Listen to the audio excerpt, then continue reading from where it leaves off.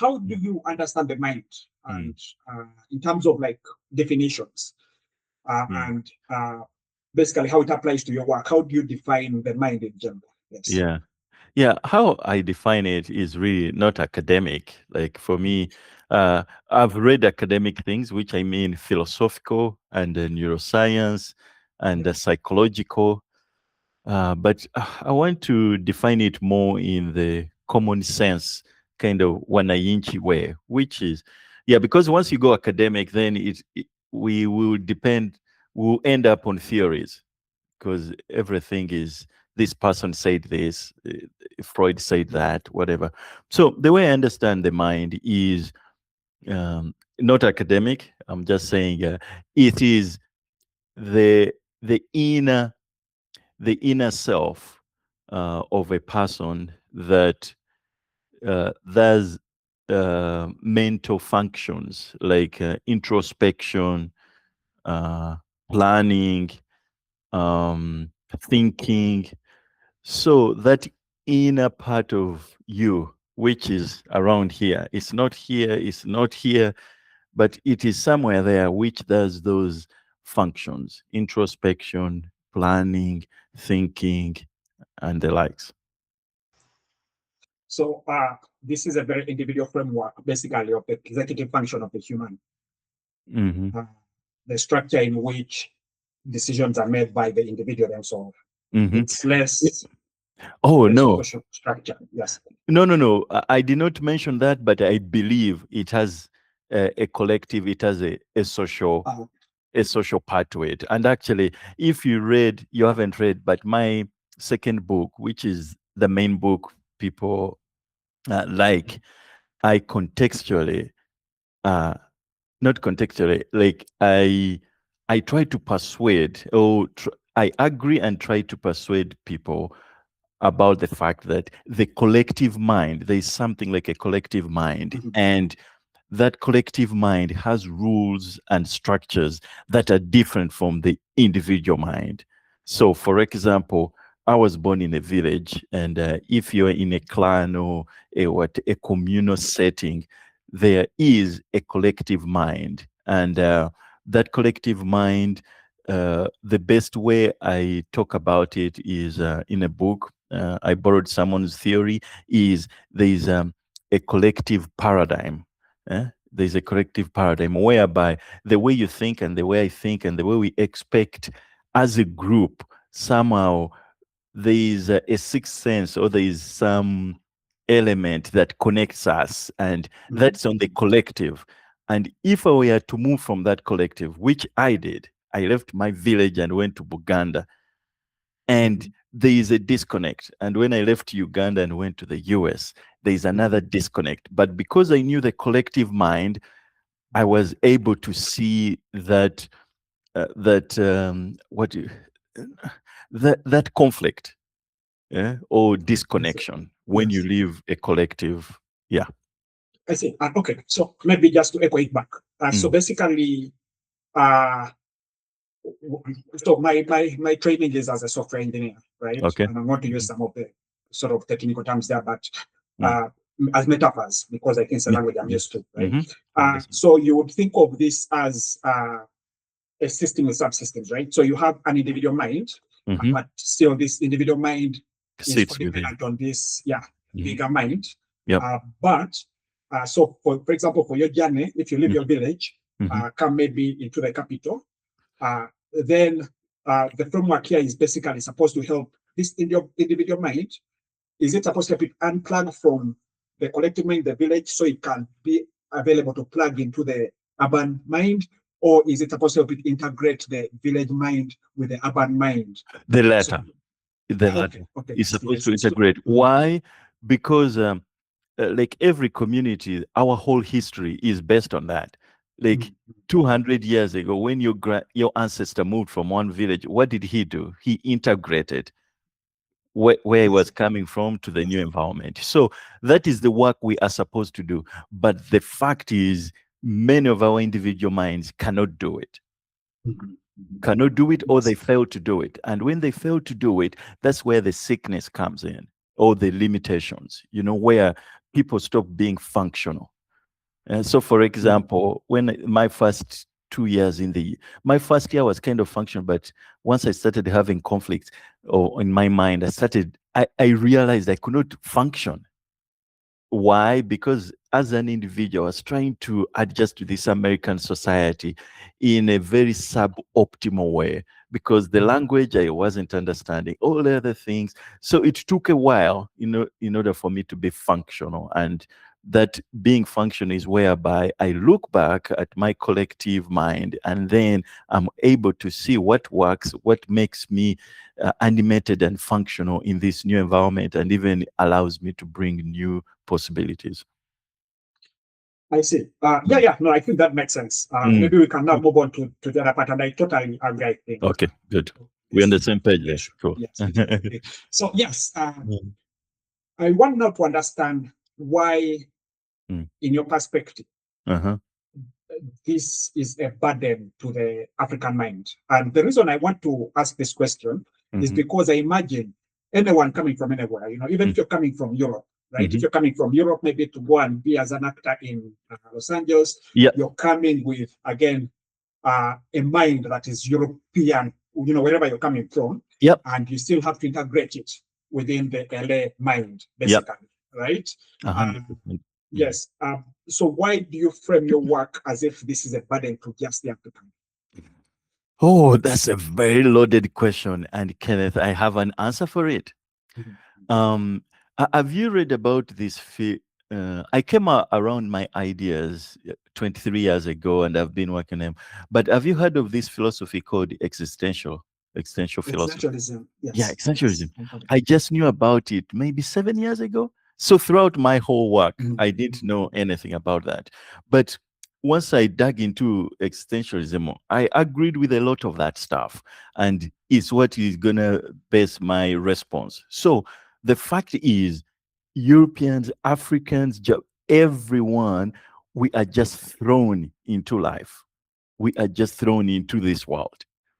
And there's nothing that the Japanese are trying to do that we are trying to do those people, that is unique. The only difference is that the modern world we are thrown in was created by the Europeans. Whereas in Europe, there's nothing that in Africa we created that they have to battle with, or that they have to wrestle with in their existence. So that is the difference. So when I'm in Iganga, and I'm 6 years old, and someone tells me you need to start going to school, which they told me, I had no choice. And I go there, and the first thing they tell me is A, B, C, D. And I'm like, what is that? And they teach me what it is. And then we get to the words. And then we get all those things are not Chisoga, are not my tribe. And so there are aspects of living now in the modern world where we as oral traditional Africans are thrown into a living, an existence which was created by others. And so the way we struggle with that is different from someone from England. Right now I'm in England, who grew up learning ABC, speaking the language mother tongue. And if they are to come to Iganga, guess what? There are people in Iganga who will know his language. And so for him, he doesn't have to struggle as much. I'm just giving an example of linguistics. But for us, we are thrown into a modern world which is very foreign and very not ancestral. So we have to find a way to customize it and be normal. And I use that word because many people end up not being normal. No, I understand. And maybe one thing, maybe you can appeal to people who are going to end up watching this is to take this generously. I also use the word primitive. I don't just believe that we're primitive. We want to just make sure that we illustrate this clearly enough so we see where we disagree. Why does this not apply to other non-European cultures, like the Japanese? You talked about the Japanese, like the Indians, like the Chinese. No, actually it does. It's just we have to talk about time. We have to talk about timelines. Like we are talking 2026, and Japan is a developed, ultra-modern world. So if we are talking about Japan now and Uganda now, they're at a different level. But if you go back in time, there was a time where the Japanese also were thrown into the modern world by the Americans and the Europeans. So that is what we have to compare to us when many of us are still being thrown in. You know, there are people in Uganda who don't have electricity, like basically who are not yet everyday living within the modern dictates. So it is the same, but when the Japanese, the Koreans, whatever, they got thrown into, they came face to face with the modernity of the Europeans and whatever, they were just like us. They didn't know what it was. But their reaction was a little different because they were already on a literate level. For example, the Japanese, they had already become consolidated and they were writing. And so when it came to them analyzing that the Europeans have trains, they have gunpowder, they have a banking system, they were able to realize they don't have those things. And because they were writing, they were able to come up with a strategy or a policy or an understanding where they said, we need to learn these things. And then they purposefully went to plug those. They learned the things that they did not know from their written corpus or their written knowledge tower. For us, it was different because we were not writing. When these people came, it was just a reaction without analysis and contextualizing and proposing and all these things which literature or writing allows people to do. And so that is why most of our leaders, you know the stories, the way they would react with Europeans, you get mirrors and somehow that is a thing. And you take the mirror and somehow you give your land, or it was a way that was a different stage of social organization and social understanding and a different complexity, such that we struggled up to now. That's why we are not first world, because we are not yet literate. We have so many language. We cannot collaborate. Like there's so many structure things that we have to go beyond to kind of be at par with the Korean or the Japanese or Chinese, who also were thrown into modernity by the Europeans. Yeah, no. So I think what I'm trying to get to is, so let's take an example. Let's take two examples. The first is India versus the rest of Asia, right? So India invents, I think, modern literacy as we know it.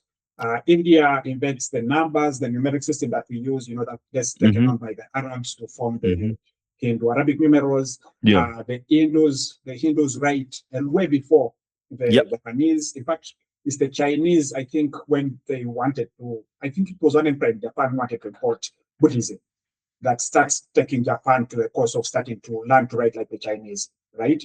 But so that's one example, which I wanted you to explain a little bit why we are closer, why Africa is closer to India than it is to China or Japan, even if the point of literacy for me doesn't hold that much weight, because India is at least in the modern sense we know of literacy.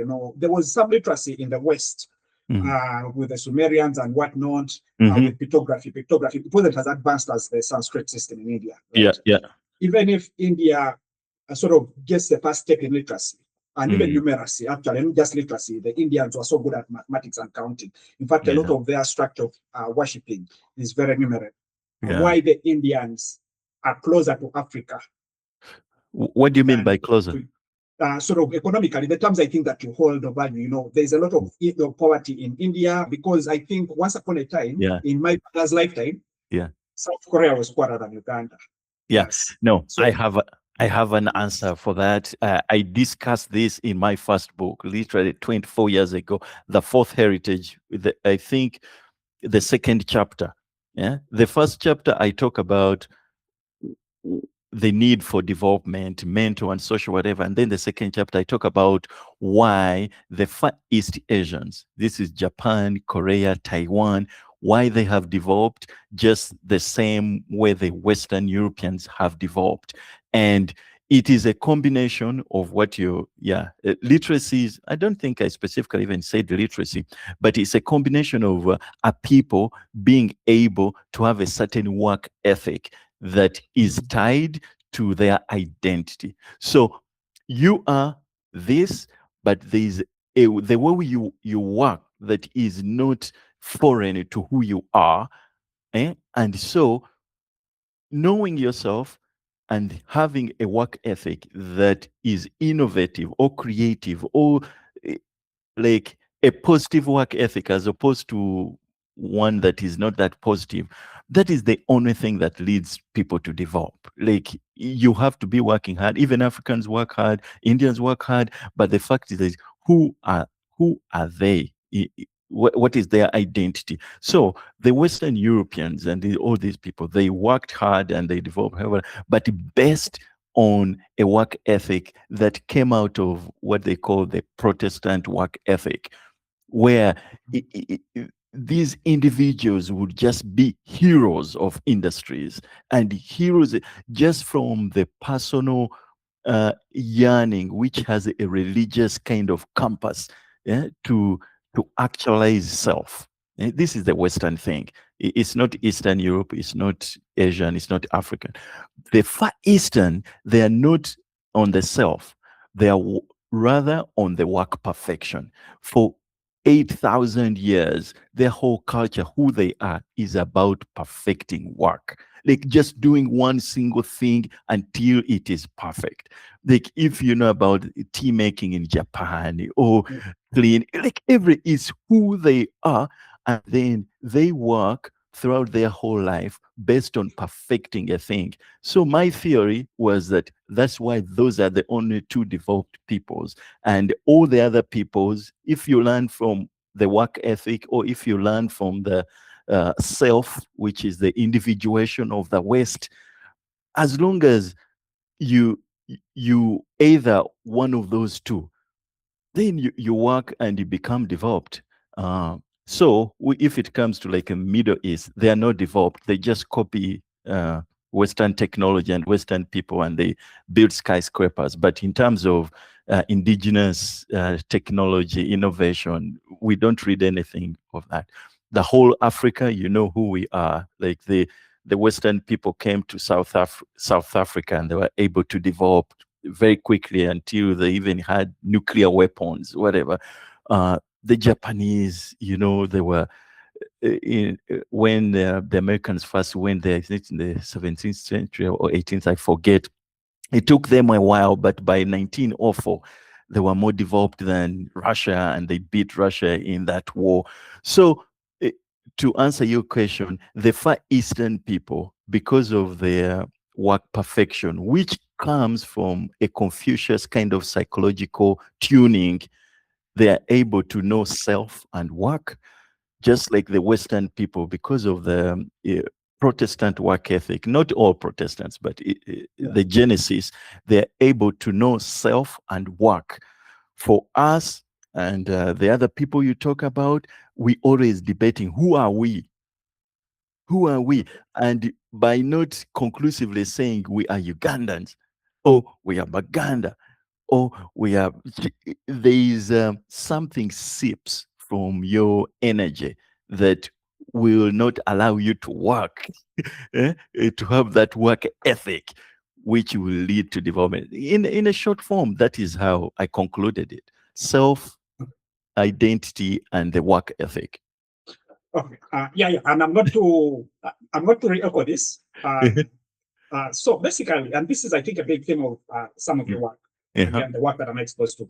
I think that you're trying to make an assertion that we as Africans are spending so much, and I'm going to probably quote verbatim one of your videos.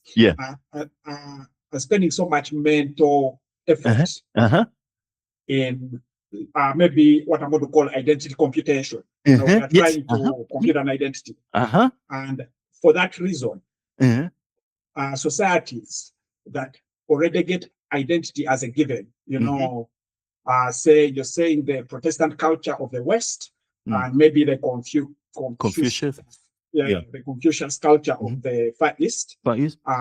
Is sort of determined, and that's why you believe that these societies, the offsprings, are able to start working in a way that it just builds.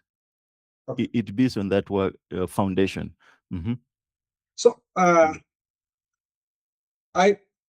what about if we put historical context into it? Because again, I'm not a historian myself, but I'm a little bit I'm a little bit familiar with some of this history, and I don't know if it fits well within your characterization. For example, China until the 90s, it was extremely bad off, right?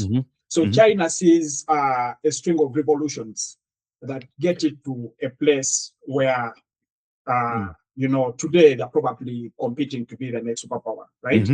But China is the one that introduces literacy in Japan, right? The other example, obviously, for me is India. Usually, whenever I have this conversation, I talk about India.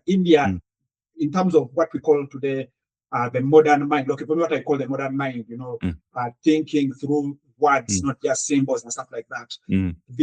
The basis is in India, the religion, even including Confucius maybe is not Indian per se. It's not but like Buddhism. Based. But Buddhism sort of merges a lot with Confucianism and Taoism actually to create the modern China mind, right? Buddhism also goes to, is it Shiro in Japan, and merges with that Shiro to create the Zen culture, the very calm, the very perfectionist culture. Shinto. It's called Shinto. Shinto, to create that perfectionist culture in Japan, right? In India, Buddhism and Hinduism actually stay separate. But for some reason, they don't mind, and India is still what it is. But India, people who identify as Hindu do not question their identity. Even with the spread of Islam, because India has also been like a center of many empires. With the historical spread of Islam, with the colonial spread, the recent colonial spread of Christianity, the significant majority of Indians have stayed either Buddhist or Hindus. Obviously, there is a good number of Indians who are Muslims, and maybe a few who are Christians. But it shows that the identity of India has been strong. Right? They're not spending as much time. If you want to claim that the Africans are spending a lot of mental effort in calculating identity, why is India suffering the same situation Africa is suffering almost, even if they have a stronger identity than anyone else today? Yeah, that's why I say it's identity and work ethic. And so, I've not used, I coined a word to describe this, which I haven't yet used it. The word is called HERI. HERI. I created it in my first book, and I said you have to have a HERI in order to develop. And I described the Far East Asians as their HERI is that work perfection, yearning for work perfection based on that Confucius mind, and the Western having that self-hero journey yearning based on, and I said there's a HERI. And I say the people who have developed have failed to create a HERI. And so by defining what the term is, I'm able to say you have it or you don't. So when it comes to Africans, when I say we don't have a HERI, like I'm just trying to say there is nothing there that leads to development that is distinct from this. If it is distinct, what is it? And I tried to think about Ubuntu. But it does not tie to work ethic. Using the HERI concept. So when you come to the Arabs, they know themselves 1,000%. Yes. So identity, tick. But the HERI is identity with the mind it brings and work ethic. And by work ethic, I don't mean working hard. It is working that is productive, that is accumulative. And that is how I would like to leave it on a conceptual. So if you want to apply it to the Indian Actually, I never studied the Indian society, Yeah. but all I know is that it's so complex. Majority of Indians are low caste. Yeah, majority of Indians are like a low caste, which means they don't have good education, or they don't have a sense of social mobility. Yeah? So they are at a low end, and that is their worldview. They don't yearn to go beyond that. So I never analyzed them, but if I did, it would have to point to that stratification whereby many people are in disadvantaged places, and there is no psychology for them to break through. And so, yeah, maybe something will lead to that. I want to introduce you to a different, a differing perspective. Yeah, and I'm not saying this is what I believe is real, but I want you to let me know from. Okay, so I did say physics at A level. Yeah, and the beauty I think about physics is this idea of falsification, right? So I love it. Learning in physics that say Sir Isaac Newton finds his theory of gravitation, right? These masses are pulling each other. Yeah. And then later, Albert Einstein decides to extend come up it, space-time general relativity. Continuum. And we realize that general relativity is able to predict a little bit more than what Sir Isaac Newton's theory is supposed to predict, and it means everything else that Isaac Newton predicts. Yes. So this is what I want to try and do similarly, right? The framework we've been discussing. Yeah. Yes. What if you compared it to another framework that, in my opinion, kind of explains everything that you think, but also explains a little bit more, right? That would be nice. Yes. Instead of looking at the individual, this framework is called domestication. I think I read it a while back. But the idea of domestication, and it's very similar to what they call the strongman. Well, strongman theory. I think it's a strongman theory. I don't know if it's, but okay, the idea is based on powerful visionaries at a time, right? Yeah. So, while I mentioned that India invented most of modern literacy, most of modern literacy becomes popular because of Islam, right? So Islam starts with a strongman, Prophet Muhammad, right? Who triggers this, perhaps the strongest intellectual awakening we've had as humans, right? That was triggered by Islam. So Islam conquers, I think, a majority of the West, until I would not go so far to say ever, but anyway. Consider that to be a fact, right? So until we go to the Western Enlightenment, right? Where, again, this is, I think, mostly based on work by, again, Copernicus. This is a reaction to the Catholic Church. Again, I think what you consider to be Protestant thinking, right? This is when the the Catholic Church's model of the world doesn't fit. And it triggers a couple of strongmen, right? Who include, in my opinion, includes Sir Isaac Newton and many of the warlords in Europe, right? That triggers the European Enlightenment.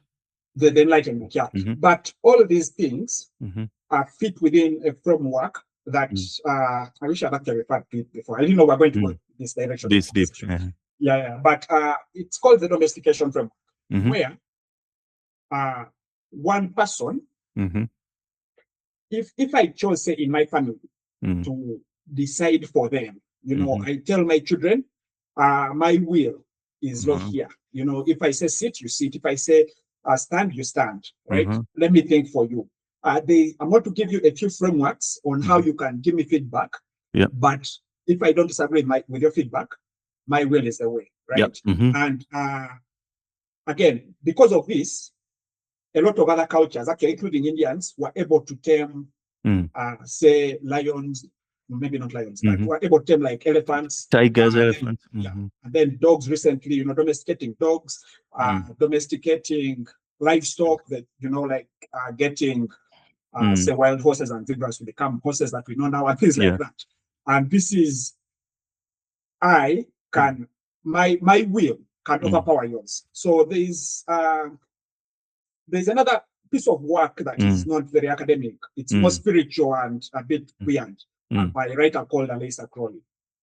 He's like a British magician. Yeah, I've not heard of him, but yeah. So it's also, the work is not very popular. It's sort of like, but this work is very similar to what people, if people read Buddhism and consider it like sayings of the Buddha, or if you read Christianity and consider it teachings of Jesus and stuff like that. This work is also like, but modern. It's I think 1800s or 1900s. Very recent. It's not as ancient as like the Buddhist. What's the name? Aleister Crowley. Aleister, he's actually British. Aleister. Okay, I will check him up. Yeah, and this work is about the human will, right?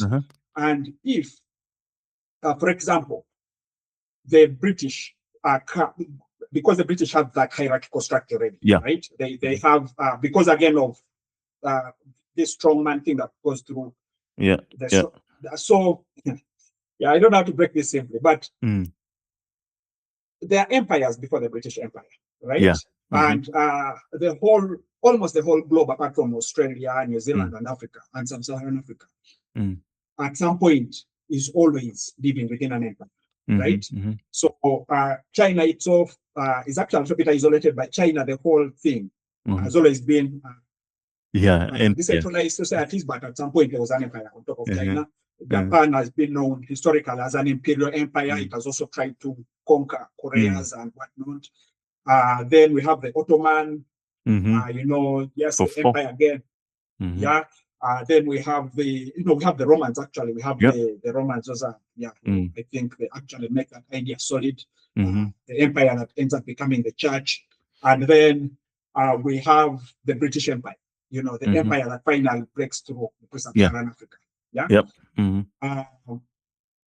And a lot of the structure here is that when you come with a domestication mindset, this mindset is based off the American Enlightenment, where you can view yourself as an object, right? So there is an objective view of the world. The way physics teaches, there are things in the world that we cannot disagree on, right?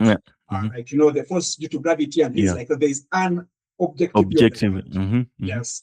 When you extend that to society and say there is an objective structure that society can bow to, right? Again, this also, I know that I'm sort of connecting too many things, but also this has roots in the Judaism idea of a single God, right? So this is an idea that actually I think Muhammad starts. The idea of like there is one God and almost everything comes downstream from that, which is a mental structure of a hierarchy, basically, right? And this influences the British crown, basically, the idea of the church and the state and the crown being on top and everything flowing down, right? And the British Empire becomes perhaps the most successful empire, maybe now. Most global. Yeah, most global, yes. Because they have that mental idea. Again, they have that mental idea. But what this means is if the British come to Uganda and they find people who are not informed on the hierarchical idea, they come to a decentralized society where there is no hierarchy. In Uganda, in Buganda, let me talk about Buganda because that was what it was before the British. The British bring the idea of a Kabaka as a monarch. I don't know if you can know that. Before this idea of a Kabaka, I don't know that, I'm not familiar how much Uganda, but the idea of a Kabaka is an extension of the Lubare. So a Kabaka is sort of like a super Lubare. The Lubare usually would be a very wise person who has died and he has left a bunch of rituals that you can do to put to the world, right? And if a Lubare is extreme, he becomes a Kabaka, right? Then the British came and got that title and sort of say the interpretation of that is what? The king. Yes. And obviously, playing the normal typical politics, they allied with people, including Mutesa, to claim that Mutesa invited them, and they used Buganda as a station to expand within, right? But so again, the competition was between the Vatican and Islam from the East for Sub-Saharan Africa because it was at that point accessible, right? But what it does is for the people that it finds there, if the goal is to convert them to one ideology or another, right, to make sure that Africa, the Baganda don't become Muslim. We don't become a Muslim tribe, you know, like a lot of Northern Africa, a lot of like maybe Iran and things like that. Yes. If the idea is that, and you know the practice of domestication, you know the mechanism of how you can get a dog from the wild, you know, reward and punishment, and train it into a domestic dog. If you know those practices, if you practice them for so long, then you can actually change the population using reward and punishment from what they are as themselves to take on this identity, a different identity. And I think that where you're getting, you know, today, your work comes in the middle way, right? Your work comes in to say the African mind is in identity confusion, right? Which I think what Muzoreyi is also Mazrui said, he used words like bewilderment and yes. But I'm going to tell you why, by the way. I think we disagree on what Muzoreyi meant, right? But the reason why this matters is when you bring your work today, it implies that Africa is destined to become either one of these people. You know, the identity of Africa is destined to become a European identity. Or Asian. Yeah, or an Arab identity, actually, because the Asian identity is coming in. China colonialism is just getting introduced, right? But the idea is that either Africa is going to become, you know, like, say, maybe Libya, you know, like a Muslim state, or it's going to become a liberal, Western liberal state or republic, like one of the European countries. Yes. But what about someone who would say there is an African way, right? And the reason I have to bring that, and this is going to land well within the video that we want to talk to discuss, is what do you think? I'll tell you to first say, what do you think is maybe one or two things that Africans are superior on compared to any other peoples? I just think broadly. Yes. We have the deepest, oldest DNA of human beings. So that means there's a level of introspection, or there's a level of perception that the African has that other people don't. And I call that, like, there's a way we can understand humanity in the deeper way than other people. You know, like, and you can't put a word on it, but having lived in Africa and having lived everywhere, I know when you you understand. I understand. I thought was we are more mature. That is actually what I wanted. That's how I. That's how you interpret it. More mature. Yeah, I don't think, for example, that Nelson Mandela or Dr. King could have been any other tribe in the world, apart from African, right? And the reason I say this is I have very young kids, but I've seen also have young siblings who I've seen grow. Everyone who grows, including myself, you have stages. You in the adolescent stage is usually where you're most proactive. Say adolescent, early 20s, maybe late 20s, where you're willing to take bigger risks and you're willing to. You think everyone in the world is competing with you, and you're willing to compete. Then there is the late 50s into 60s, where you're now wise. You know, the world is supposed to be about happiness. You don't know why you're stressing, and you're sort of into retirement. And in my opinion, if you're grouping these places, I would consider Africa in that stage. I think we are too old as a people that we have seen that. We have seen that. And again, unfortunately, most of our history, because it's not written. It's not written. It's history by Westerns. The Westerners, right? I think we agree. We are saying the same thing. We agree on that. So my point was that what if we don't try to take the adolescent approach of the Westerner, you know, trying to be hyper competitive, or even this overly spiritual approach of the Easterner, you know, trying to be overly wise. What if we choose the African way? I think that would be the best. That would be the best. But the thing is,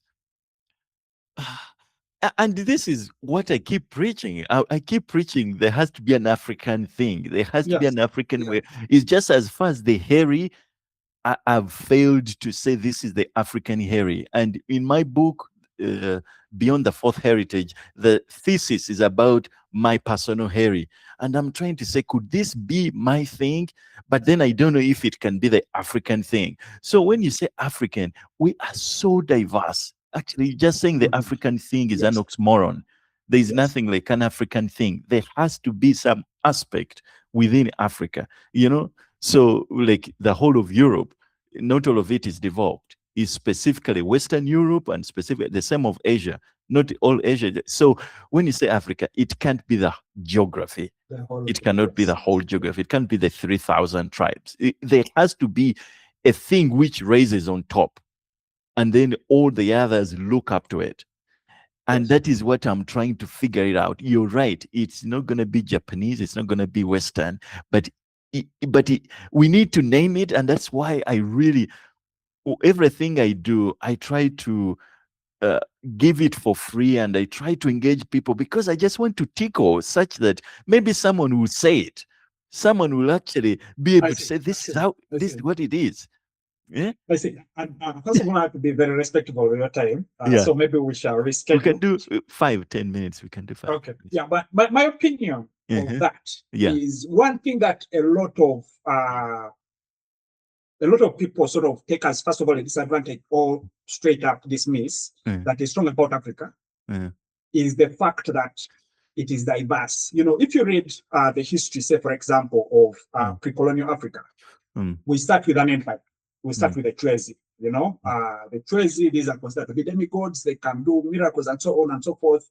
But the history of, especially the Bantu, kind of, the African Bantu, I don't know actually enough about like the others. Yeah, the other ethnic groups, but the Bantu is, as time goes on, Bantu split, right? So we have the Bunyoro Chitara dynasty, the Bunyoro Chitara dynasty breaks into separate kingdoms and chiefdoms, yes.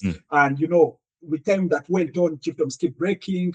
Buganda was also once big. Buganda starts breaking. I think the last time Buganda broke was during Obote, when the Baruli and whatnot also broke up and things like that. And if you look at actually proximity, right, we all sound like the same people. Yeah, you speak to Msoga, it's like I went to Jinja College for my O-level, right? I never like, it didn't take me any time to understand. Yes, with Masoga, and they would speak Masoga, would speak Luganda, and would have a conversation. Mutually intelligible. Yeah, this is the same thing is Nyankole and the Muchiga. You know, these guys can also converse when everyone is speaking their language, right? Yeah. And this diverse thing, people take it as a bad thing, right? But maybe that is the strength of Africa, the fact that we don't conform to the universalization, the atomization of society. You know, we don't want to become a one people. And our contribution based on our maturity and wisdom, we know that the world is safer when people are allowed to live in differences. Yes, to live in differences, exactly. And you know, this before the white man, before the Arab comes, we don't even bother to build guns. You know, a lot of people think that, oh, we didn't have the brains to build guns. That's not true. You know, if you look at Africans who have gone to the West and shown, it's not a limitation, a biological limitation for sure. There was no need. Exactly. There was no necessity, yes. And also maybe the cast that we had is that nature was on our side. Sort of, this is like a Garden of Eden, you know. In Buganda especially, you have 2 seasons a year that are predictable. You just walk around and get a mango on the road, you know, things like that, right? We were in a the nature itself worked for us. And if you look at that and say, maybe our contribution to the world is not going to try and be European, because me, I'm very, very again, okay, I have a very strong aversion towards the imperialistic nature of the European mind, by the way. You know, the fact that if I believe in democracy, you should, right? And that dual thinking of if you're not a capitalist, a communist, you know, they have the opposite things. Everything has an opposite for them, right? For me, I have a big aversion to that. And I think that the African mind maybe has to, our African contribution has to be rethinking how the world can exist. Yes. In our decentralized fashion, right? And again, I'm a techie, so again, I have to conclude that. We can as a tech, I've seen technology as well move in that direction. Yeah. So where there's big tech, things like Google that are trying to sort of engulf the whole world, sort of they're using the imperialistic mind. The other technologies that are branching out, things like blockchain, things that are encouraging organization, that's decentralization, and that's opt-in and opt-out. In Uganda, you would just pick a name if you wanted to become a Muganda. For example, for me, my family, the Banyarwanda, like if you go generations down, but one of our grandfathers decided that become a Muganda. Yeah, no, these things were fluid. African things were fluid. Okay, so my point was, most of our work, if we looked at where we are strong, and try to emphasize that. And again, people take for granted what Mandela did. I'm one of those people when I was a kid, I thought, why did this guy fight? Yeah. But if you see what's going on in Israel, you see what's going on in Europe, in Russia, and whatnot, if you use violence, the cycle never stops because you're creating enemies who are going to fight you the next time and stuff like that. Yeah. But we've seen it. Yeah, exactly. But the contribution for Nelson Mandela, the contribution even for Dr. King was violence is a losing game. Even if we win, we are going to lose down the road. Why don't we try an nonviolent approach? And this is actually started by Gandhi. Gandhi is Indian. Gandhi is Indian. And I think that, for example, your criticism for the South African the group xenophobia, the xenophobia stuff. I thought that maybe you didn't understand the politics behind the group stuff because you're blaming the people. But this has happened with the Black Lives Matter rallies in the US. This happened a lot in Europe. They're sort of like these organized riots are done by everyone, at least for now, most people are sure that these are done by intelligence agencies. Right? These are not abrupt, they're not organic. We saw what happened in Egypt and in Libya. These are very, very much organized, sophisticated work by intelligence agencies. So, a couple of things before we go into the details. I want to know your disagreement around Mazrui. Do you have time, like in 2 minutes? Yes. Because, I think it might. So your framework for the way you interpret Mazrui's triple heritage is you say religion, ethnicity, and colonialism. Yes.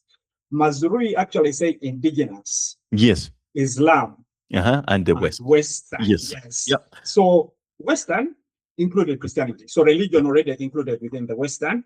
Islam included other cultural stuff that came with the Arabs, and indigenous also included religious stuff. So I think that's for me. No, I say that. Like in the first book, I say that's how Mazrui says it. But he said it because he was a Muslim, knowing that Islam is different from the West. So he said Islamic Arabic is different from the Western people are bringing Christianity and other things. So he said they are different, and then the indigenous. But for me, I'm a Christian, and I know that indigenous, he calls it indigenous. I mean, I call it ethnicity or tribal, but it's the same thing, traditional, indigenous. So we agree on that. But the other two, like for me, I want to say religious because I want to capture the Muslim and the Christian. They came from outside. So there's a religious thing. For an individual, you cannot have Islam and Christianity. You have to have one or the other. So for me, it's the personal mind. So you as an individual, you will be a tribe, you will be a Muslim, and then you will speak English. Or I will be a Musoga, a Christian, and speak French. So as a society, he's right. Africa is like that. But individual mind, the religion is second, and it could be Christianity or Islam. That's what I wanted. I was doing the individual mind. I see. Okay. No, I think I understand right. Good. No, I think let's have another conversation. Let's have another. I want to actually write some notes so we have a more structured one. I think this is okay that this is our first one and it's not so structured. I like some of the things you are saying that I did not know about. For example, the Kabaka thing and some details there. So thank you for this. We can have another one next week. I'm fully supportive of your work. Just the criticism of the xenophobia. I think that is the only thing that bothers me. It is fine. Kenneth, I really appreciate criticism. The one thing I understood is in these things of intellectual stuff, if you agree with someone 100%, you're not doing your work. Like it has to diverge. You have to have an angle. You have to. So for me, that is normal because yeah, that is fine. Right. Yeah. No. Thanks for making the time. Yeah. Thank you very much.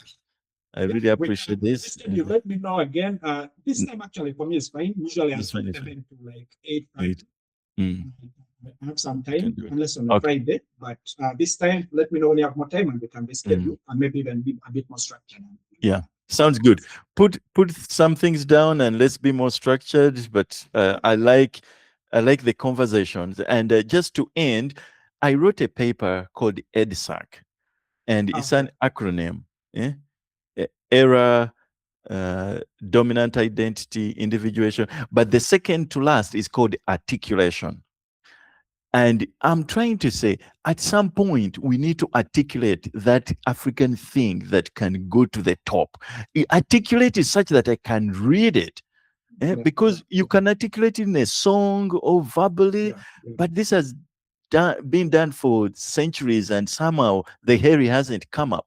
But if you write it and articulate it, for example, you are trying to play around with a lot of theories there and whatever, and I was like, okay, I kind of understand. But if you can articulate it, if people can articulate what they're saying, then we'll be able to panel beat them and reconcile and then agree.